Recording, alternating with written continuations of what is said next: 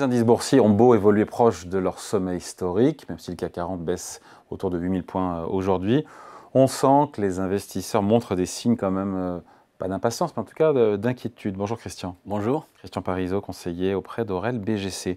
Ça reste évidemment un super millésime boursier 2025, il n'y a pas de doute là-dessus, mais on sent quand même qu'il y a un peu de nervosité sous-jacente parce qu'il y a quand même des signaux d'inquiétude qui se multiplient un peu partout. Oui, alors c'est vrai que dans les signaux, d'une part, il y a la valorisation des valeurs autour de l'intelligence artificielle. Assez logiquement, c'est vraiment délirant. Alors, parce que sur Nvidia, je ne sais plus, j'ai regardé les ratios cours sur bénéfices, on est autour de 25-30, un truc oui, comme ça. On n'est pas sur des choses. C'est pas non plus voilà, mais c'est très cher, mais c'est pas délirant. Pareil, c'est qu'est-ce qui est dans les cours et où seront les bonnes surprises. Le meilleur exemple, c'est la publication hier soir de Palantir. Palantir, c'est exceptionnel en termes de résultats, en termes de croissance, mais c'est déjà largement intégré dans le marché. Et on a finalement, on s'est dit, ils font des prévisions. Alors juste pour vous donner une idée, ils annoncent une croissance de leur chiffre d'affaires de 13% en séquentiel, d'un trimestre sur l'autre, 13% de croissance. Et c'est très bien. C'est exceptionnel. Il n'y a pas beaucoup d'entreprises qui peuvent prévoir ça. Mais finalement, on a été déçus parce qu'on espérait beaucoup plus. Donc c'est toujours pareil. C'est qu'est-ce qui est intégré aujourd'hui? C'est pas de dire qu'il y a une bulle aujourd'hui. Il y a beaucoup de choses qui sont intégrées. Mais je vais juste vous donner un chiffre qui explique tout. Si aujourd'hui vous prenez les géants américains qui investissent aujourd'hui dans le secteur de l'intelligence artificielle, des Microsoft, des Meta, etc. Aujourd'hui, leurs profits d'exploitation sont consommés à plus de 64% par leur CAPEX. C'est-à-dire qu'aujourd'hui, leurs investissements représentent 64% de leur profit d'exploitation. Donc on sait qu'ils vont avoir du mal à investir beaucoup plus. Alors c'est pas dire que c'est mal, ils ont une forte croissance de leurs résultats, mais ça veut dire qu'aujourd'hui, pour aller plus vite, pour encore générer plus de profits, ça va être compliqué. Donc il y a cet aspect-là. Et puis il y a donc déjà quelle est la croissance, qu'est-ce qui est déjà intégré en termes de croissance dans les cours, c'est déjà ça. Et puis deuxième chose, c'est quelle est la rentabilité de l'intelligence artificielle. Et là, on voit tous ceux qui investissent massivement aujourd'hui dans l'intelligence artificielle, qu'est-ce que ça va rapporter derrière. Et là, on a des marchés hésitants parce que je vous prends juste un exemple. On a toutes les entreprises américaines qui, durant leur conf call, ont parlé de l'IA, ont parlé du fait que l'IA va changer leur métier, que ça va gagner des gains de productivité. Et vous n'avez pas eu ces entreprises qui ont explosé en bourse. Pourquoi? Parce qu'on n'arrive pas, c'est bien de nous le dire, c'est bien qu'UPS nous dise qu'il va améliorer sa chaîne d'approvisionnement, mieux livrer les colis grâce à l'intelligence artificielle, mais on ne sait pas quel sera le retour sur investissement et quel sera véritablement l'effet sur ses bénéfices. Donc je pense qu'il y a toute une partie aujourd'hui d'inconnus qui semble un peu prendre le pas. C'est pas dire que c'est de la bulle, c'est pas dire que ça sera négatif ou positif, c'est qu'on a un marché qui risque de se poser. Donc il y a l'aspect fragilité autour de ça. Le moral du consommateur américain aussi. Il y a l'aspect économique. Quand même, il y a l'aspect, voilà. Ça, c'est un autre aspect, puisque tout le monde commence à acquiescer que maintenant on est dans une croissance en K aux États-Unis avec ces secteurs autour de l'intelligence artificielle qui sont en flèche, qui montent, qui vont très bien. 30 à 40% de la croissance américaine au premier semestre. L'IA explique entre 30 et 40%, mais c'est énorme. C'est énorme et ce n'est pas forcément un gage de stabilité. Parce que quand vous avez un secteur qui va très bien, mais tout le reste qui va très mal, et ça vous en avez l'illustration à travers par exemple l'ISM, qui a été publié, l'ISM manufacturier. Alors, bon, il y a un petit débat entre S&P Global et l'ISM, mais ce PMI nous dit que l'activité industrielle aux États-Unis est en contraction. Donc, on a plein de secteurs qui vont très mal, qui ont une vraie pression. Et puis, je vous prends juste un petit exemple de débat entre économistes. On a eu un ISM prix qui était en dessous des attentes. C'est-à-dire les prix payés par les industriels étaient progressés beaucoup moins vite. Donc, on va dire super, on applaudit, mais tout de suite, il y a eu deux camps entre les économistes, entre ceux qui disaient l'ISM prix ralentit parce qu'ils n'ont pas de capacité à relever les prix, il y a les droits de douane qui augmentent leur coût de production, mais ils n'arrivent pas à remonter les prix de vente, et donc c'est un signal de pression sur les marges. Et puis ceux qui étaient optimistes, qui vont vous dire, bah non, l'effet droit de douane est en train de s'atténuer, et on est de nouveau revenu sur quelque chose d'un peu moins. Alors on ne tranche pas, c'est ça le problème. C'est-à-dire que les deux sont valables. C'est-à-dire qu'aujourd'hui, quand on a un retour des entreprises, il y a beaucoup d'entreprises qui sont face au consommateur, qui est un consommateur qui est très prudent dans ses achats. Il y a encore une entreprise américaine qui nous disait que l'explosion du couponing, le fait de prendre les coupons, donc les ménages américains sont vraiment en train de chercher à faire la meilleure affaire, les meilleures affaires. Donc ça laisse pas de place à pouvoir relever les prix de vente. Et donc ça veut dire qu'il y a beaucoup d'inquiétudes sur le hors IA.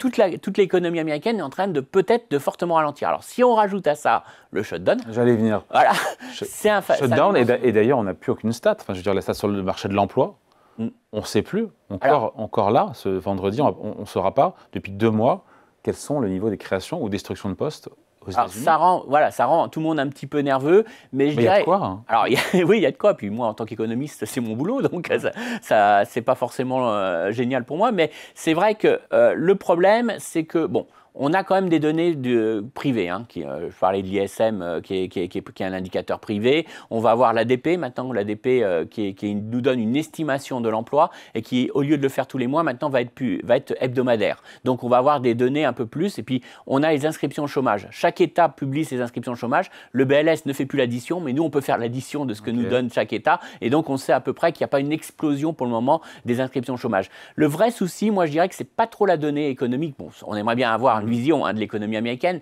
mais c'est surtout que le coût du shutdown, il n'est pas linéaire. C'est-à-dire qu'une semaine de shutdown, tout le monde s'accordait à dire que c'était 0,1 point de PIB d'impact négatif. C'est gérable, c'est un rebond. 2 semaines, c'est un peu plus cher. 3 semaines, et ainsi de suite. Là, on est à 4 semaines quasiment d'arrêt de l'administration américaine. Et surtout, on commence à voir les ménages qui ne remboursent plus leur crédit à la consommation qui augmente. Les taux de défaut sur les crédits à la consommation commencent à augmenter. C'est normal, ils ne sont pas payés. C'est quand même difficile pour une partie des fonctionnaires de payer leur crédit à la consommation. On voit que certaines entreprises, la grosse crainte, c'est qu'il y ait des faillites d'entreprises qui augmentent parce que au moins les fonctionnaires américains, ils auront peut-être un rappel. Normalement, ils auront le rappel de leur salaire. Donc, même s'ils ne travaillent pas aujourd'hui, ils percevront leur salaire. En différé. Par contre, les entreprises qui n'ont pas nettoyé les écoles, les entreprises qui ont des contrats avec l'armée ou avec l'administration qui n'effectuent pas les services qu'ils seraient en droit de faire, et ben, à ce moment-là, ils sont dans une situation de risque de faillite. Et donc, il y a aussi, plus ça dure, une semaine, il n'y aura pas de faillite. 1 mois, ça commence à être dangereux. Et si on prolonge encore, c'est dangereux. Et puis tout le monde regarde maintenant la fin d'année, les dépenses des ménages sur la fin d'année. Et là, c'est vrai que ce n'est pas un environnement idéal pour les ménages. Entre le fait qu'il y a beaucoup d'incertitudes sur l'augmentation des assurances santé aux États-Unis pour l'année prochaine, le fait qu'il y a ce shutdown qui a peut-être bloqué une partie des aides sociales, le fait que les fonctionnaires n'ont pas été payés. Donc ça fait beaucoup d'éléments qui pourraient entraîner une mauvaise saison de fin d'année pour les ventes au détail. Et à ce moment-là, on sait que pour beaucoup de groupes américains, c'est quand même, il y a beaucoup de saisonnalité dans les ventes. Et ça serait une très mauvaise nouvelle. Donc le 4e trimestre pourrait être décevant aux États-Unis. Alors maintenant, ça donne quoi d'ailleurs pour 3 trimestres? Voilà, on en est presque aujourd'hui à faire des estimations que si le shutdown se poursuit au mois de novembre, on sera même en contraction de PIB au 4e trimestre. Hein. C'est-à-dire qu'on est hors shutdown autour de 2%, mais en cumulant tous les effets aujourd'hui qu'on commence à voir, et puis le fait que ce ne soit pas linéaire et que les impacts soient plutôt de 0,2, 0,3 points de PIB par semaine, eh ben on commence maintenant à se dire qu'on pourrait être sur une contraction d'activité d'ici au 4e trimestre sur le PIB américain. Donc ça, c'est une mauvaise nouvelle, mais je dirais au pire, ce n'est pas la plus mauvaise nouvelle pour les marchés. La vraie mauvaise nouvelle, c'est les impacts récurrents. Et ce que nous a fait une note du CBO, hein, l'organisme budgétaire américain qui est apolitique, hein, il nous a dit que le coût qui va persister une fois, parce que souvent c'est un effet en V, hein, c'est-à-dire qu'on a une chute d'activité du fait de l'arrêt de l'administration américaine et puis après ça repart. Ouais. Donc ça c'est pas trop grave, on va dire entre guillemets, dans le sens que l'économie reprend ses droits et on retrouve un niveau d'activité, mais le coût de ce qu'on ne va pas rattraper, il ne cesse que d'augmenter, plus le shutdown dure longtemps. Et donc là, on commence à avoir des impacts assez significatifs. Et donc, on parle de gel d'embauche, d'investissements qui ne sont pas réalisés, et donc véritablement d'un impact. Et encore une fois, sur la consommation en fin d'année, ça pourrait jouer aussi de manière très importante. Donc, est-ce à dire que novembre et décembre pourraient être plus chahutés sur les marchés ? Alors, chahutés, oui, parce qu'on n'est pas sûr que la Banque centrale américaine baisse ses taux au mois de décembre. C'est un débat. Oui. Il y a un vrai débat. Depuis la sortie de Powell, c'est vrai que ce qui paraissait être une évidence ne l'est plus. Hein. Ne l'est plus du tout. Donc, on a eu quand même toute fin de mois d'août, tout le mois de septembre, un marché qui est beaucoup monté sur l'idée qu'on allait baisser les taux et que ça allait être un moteur pour revaloriser le secteur. Ouais. Les secteurs qui sont les plus de forte croissance, les secteurs technologiques, ont joué la baisse des taux. Donc là, il y a quand même cet élément-là qui a disparu. Il y a une incertitude, je n'ai pas dit qu'ils ne le feront pas, mais en tout cas, on voit que même au sein du FOMC, ils ne sont pas d'accord. Et donc, il y a un vrai débat entre les banquiers centraux. Donc, ça veut dire qu'il y a une incertitude qui est maintenant là de nouveau. Il y a une incertitude économique.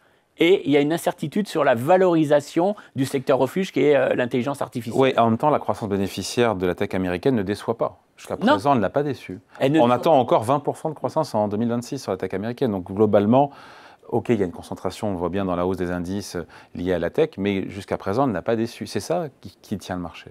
Oui, qui tient le marché, mais comme toujours, quand on a une croissance en K, le marché a très bien réagi dans le sens que croissance en K, on joue que les secteurs qui vont bien et on laisse de côté les secteurs qui vont mal. Donc il n'y a pas intérêt à ce que les secteurs qui aillent bien... voilà, parce que si vous prenez le S&P hors secteur technologique, vous êtes à peine à un PE de 10.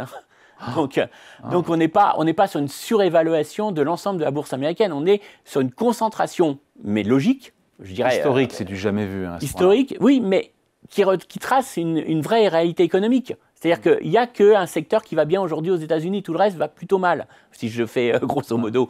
Donc c'est normal, c'est le reflet de l'économie. Mais la vraie question que nous on pose en tant qu'économistes, qu'on a un débat entre économistes, c'est est-ce que tous les secteurs qui vont mal ne vont pas tirer finalement l'ensemble de l'économie ?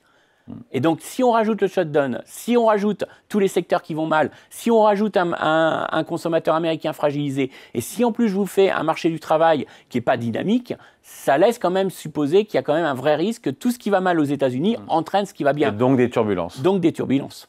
Même si pour l'instant sur le dollar ça ne se voit pas parce que le dollar reprend du poil de la baisse. Oui, mais là on joue sur le fait que la Banque centrale américaine va moins baisser ses taux. Ah oui, oui. C'est pour ça que... C'est ça le mérite de la cohérence. Voilà, c'est cohérent, c'est-à-dire qu'on a une rémunération du dollar qui va rester un peu plus supérieure, ce qui explique aussi les récents mouvements sur l'or, puisque si je vous rémunère mieux le taux sans risque américain, l'or est moins incité à acheter de l'or. Allez, merci beaucoup. Explication signée Christian Parizeau, conseiller auprès d'Aurel BGC. Merci.